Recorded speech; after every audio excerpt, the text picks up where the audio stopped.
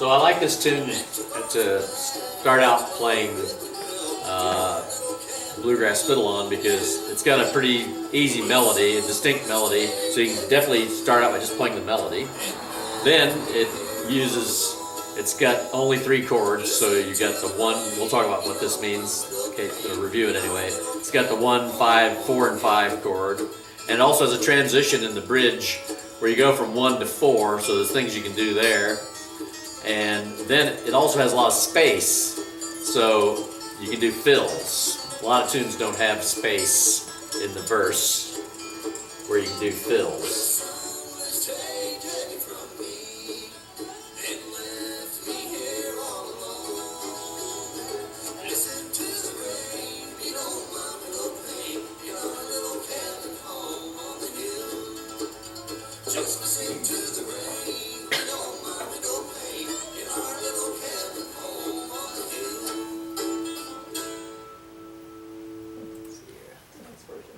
Yeah, it's a good rendition actually.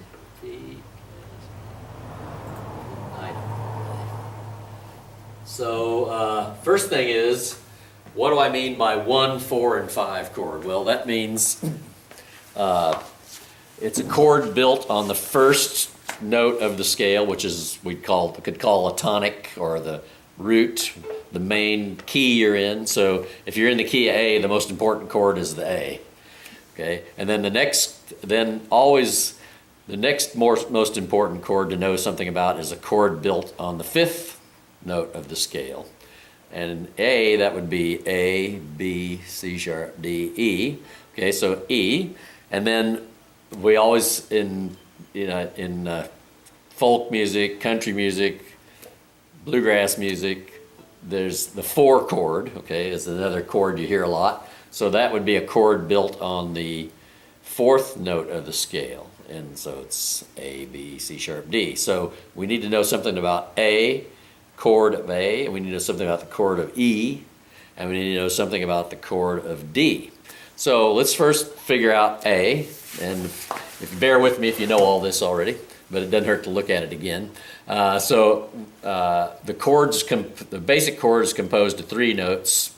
And this is where it can get a little confusing because I just talked about 1, 4, and 5, but those are chords. I'm going to talk about 1, 3, and 5. Those are notes of the scale. So if I play the first note of the scale, the 3rd note of the scale, and the 5th note of the scale, I can make the chord. Okay, so let's try that with A. So in the A chord, if the A chord is being played by the other instruments, the most important notes are the A, which is the 1 of that chord. Then the next most important note is the 5, actually. The 3rd is problematic sometimes because the 3rd can have different forms.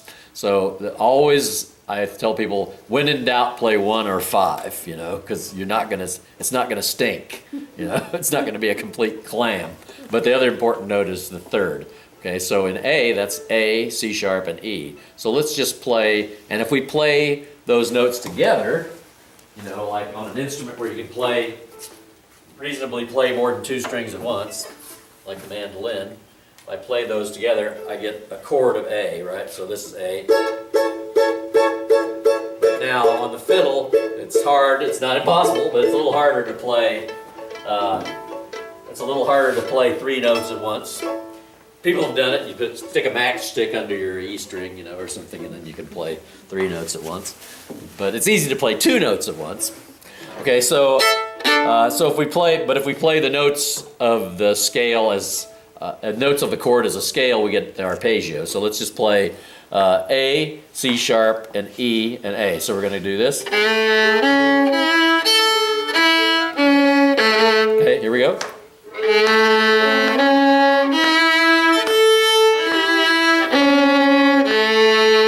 Okay, now let's play all the A's, C sharps, and E's from here to here. That's what we can play without shifting position. And when you come to open strings, just use the open strings for now. Don't bother to cover. Okay, here we go.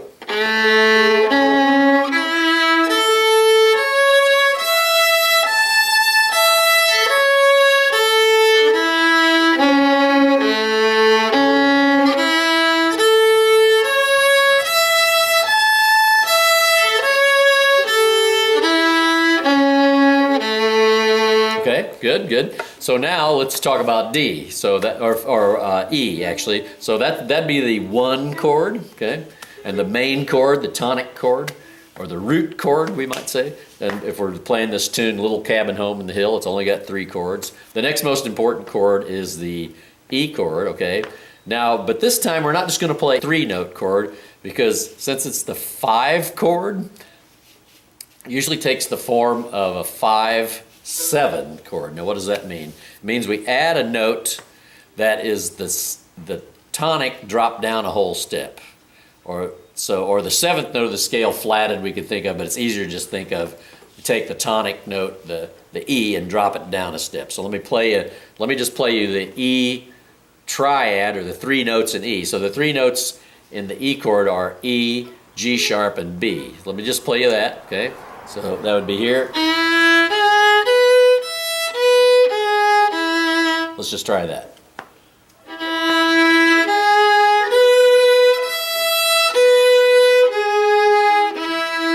One more time.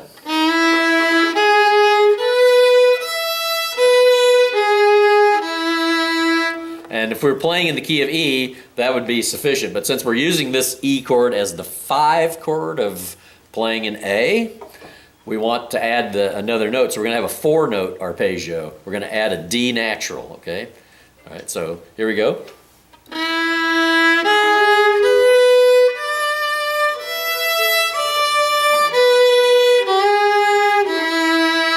Okay, I think at everybody's ear immediately goes, oh, that sounds kind of bluesy, you know?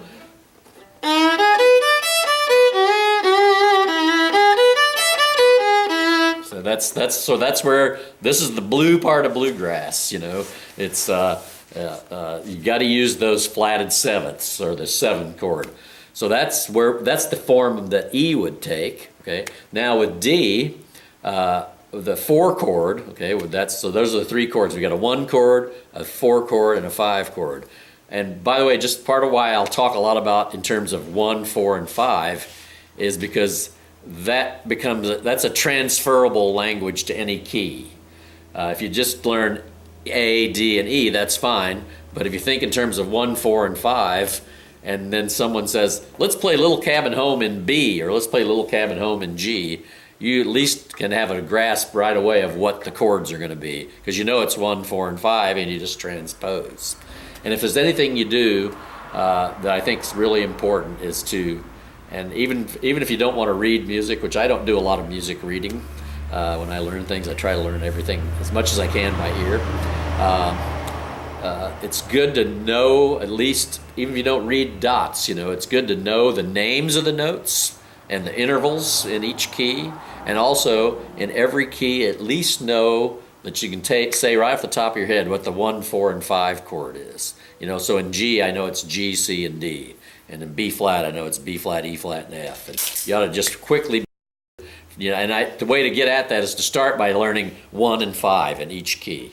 So you know what the 1 and 5 chord is in every key. And then add the 4 in. Because the faster, that should just be kind of automatic. And you look at other instrument players, like, and in bluegrass particularly, you see a lot of capoing, you know. People aren't learning all the keys because that's the sound. It's part of it, the reason you pay people capo the guitar in bluegrass, it's the sound. Because you can't make those licks in the with open chords, you know, or with jazz chords, closed chords. So that's why you see people capoing so much. But so for them, it's mighty easy to switch to A from G, you know. But for us, it's not so easy. We got a little more thinking and a little more cogitating. So now let's do D. So if I was doing D, now D's the 4 chord in the key of A. In other words, it's a chord built on the 4th scale degree, or 4th note of the scale. So in D, what I need to build the chord, I need the 1st, 3rd, and 5th interval of that scale. Okay, so I need D, I need F sharp, and A. Okay, so let's play this arpeggio. Just listen one time. Okay. One more time.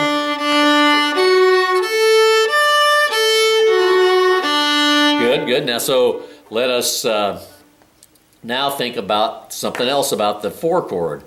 Only there's very few forms of music where to play a form of the chord that has a fourth note, and in this case it would be the seventh.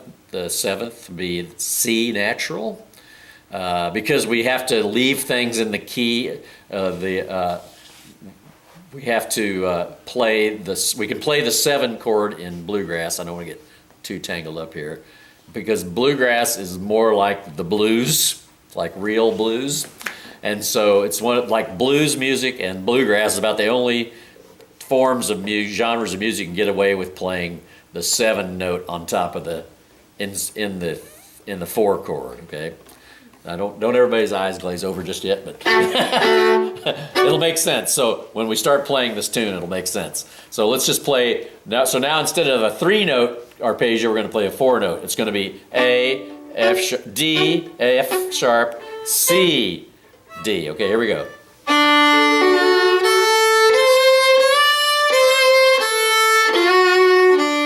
Good. One more time.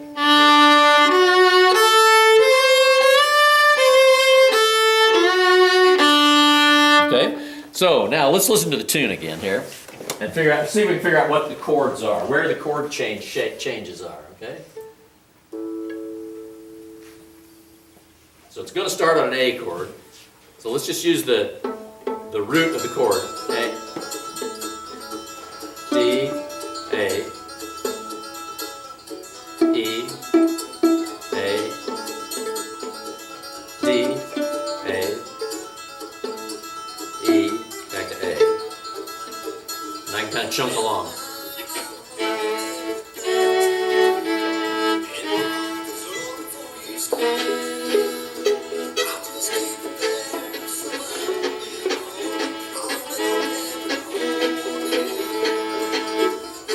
Okay, so that's the verse. Let's not worry about the chorus yet. So they're playing about timing's a little odd on that recording. Actually, I'm not sure what's going on there, but it's just the way they play it. But so let's figure out what we can play across the top of those chords. I'm going to play in a tiny space here. I'm going to play all 3 of those chords in a little bitty space on my A, G, and D string. So first I'm going to bar this A and E. So that's my A chord.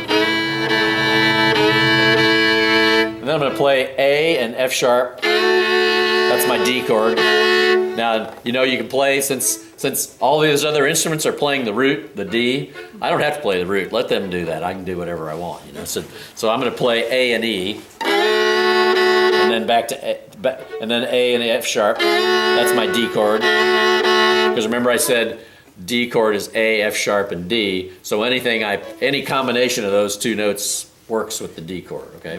So here's A. I'll sing. Tonight I'm alone. Then D, without you, my dear. Back to A.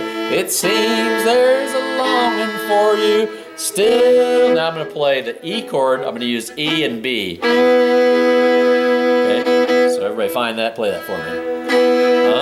Yeah. So in this tiny space, we can be really massively lazy. You know, we can just. I'm alone without you, my dear. It seems there's a longing for you still. Just do-do-do-do. Don't know the words. Do-do-do-do-do-do. In our little cabin home on the hill. Okay. All right. So we can do that. Now let's talk about something else. Let's play it some other ways. So let's look at how many different ways we could play an A chord. There's a ton of ways, and I'm going to send you guys a little PDF of, it's a little chart I made that shows you where all the 2-note possibilities are for every conceivable kind of chord in every key. So like all the flat keys, I've got you know, the triad, I've got the 7th, I've got the minor 7th, I got the diminished. It's all in this little pages of charts. And they look like mandolin fingerboards because they have some way to show you where to put your fingers. There's frets drawn on it, but I think you can extrapolate where it would be on the fiddle. So let's think about all the combinations of A and C sharp we can find. So here's, like I said, here's the first one I had. A, E, and C sharp, rather. So that works. Here's another A chord if I play the E on the D string and the C sharp on the A string, or the G string. Now I can play the C sharp on the G string and the A fingered on the D string. Okay. Now now I can play the E on the D string with the open A. Good. Now I can play the E on the D string with the C sharp on the A string. Now I can play the C sharp on the A string with the A on the D string. Now I can play open A and E. Oh, that's easy. Now I can play the C sharp with the open E. Okay. Now I can play the C sharp with the A on the E string. And lastly, I can play the C sharp with the E on the A, or the A on the E string with the E on the A string. So this A with this E.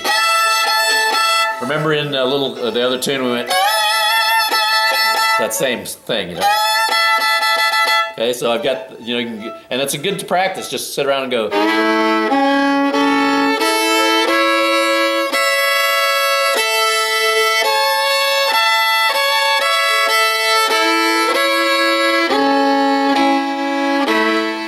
And you know, at the drop of a hat, no matter where you are, I can find an A chord right fast, you know.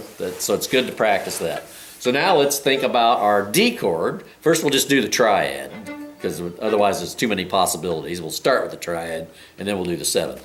So if we're doing the triad, the first place we could play D chord, so it's D, F sharp, and A, right? Any combination thereof. So if I play this A on the G string with the open D, I can play the A on the G string with the F sharp on the D string. I can play the F sharp on the D with the open A. I can play the open A and D. I can play the F sharp on the D string with the D on the A string. I can play the D on the A string with the F sharp on the E string. And then I can bar the D on the, yeah, that one. That was too hard to say. I'm glad you found it. I'm really racking my brain. The D on, oh yeah, okay. All right, so let's just mess with those. So let's just play here. Just.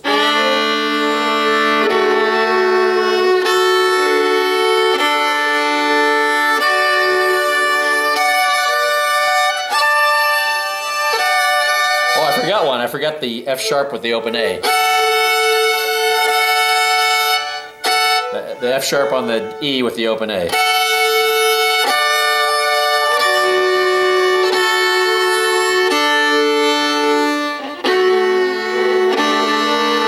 Oh, and I forgot one other one. The F sharp on the D string with the D on the G string. And I use that a lot for tune kickoff. Okay, so there's a bunch of possibilities. Now let's go to the E, okay? So E, I said, was E. We're just going to play the triad again first. E is E, G sharp, and B, okay? So the first one was that one we played yesterday everybody liked, was this. You have to kind of get out of position. So I'm playing the first finger place with the second finger. I'm playing the E on the D string with the G sharp. The E with the B on the G string. Okay.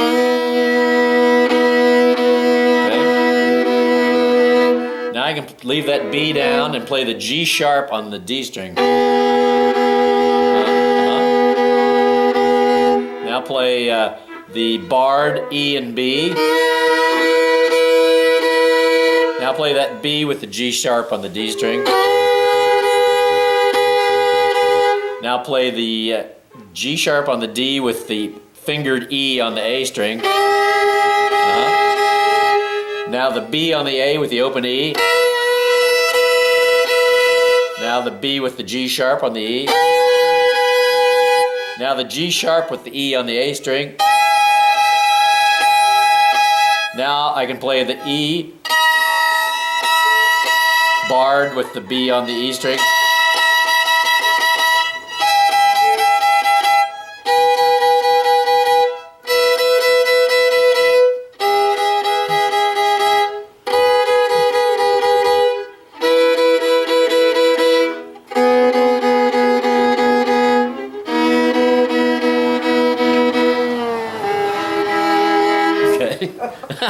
So there's this again, it's getting at, there's a lot of places to play the chord, and some of the voices are real nice, you know, like in bluegrass particularly, the voice that I like the best is the fifth on the bottom and the tonic on the top, because it's real bright, like let's see, where's an example?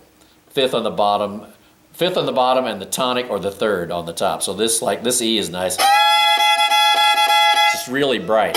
One thing you want to do with the fiddle when you're playing with a 5-piece bluegrass band, and especially the banjo can be quite loud, is you got to find a way to cut through. And one way to cut through is to play high and tight harmonies that are maybe a little bit dissonant, so they just pierce through the fog, you know. So that's why, like in G, I like to play the, you know, you can play this G here. I like this one better. It's got more bite. It really, you know, again, the notes are close together, tight harmony, and it's high. So, you know, that's kind of a thing to favor if you can when you're playing just a chord, because it'll cut through all the other instruments, you know, when it's your break.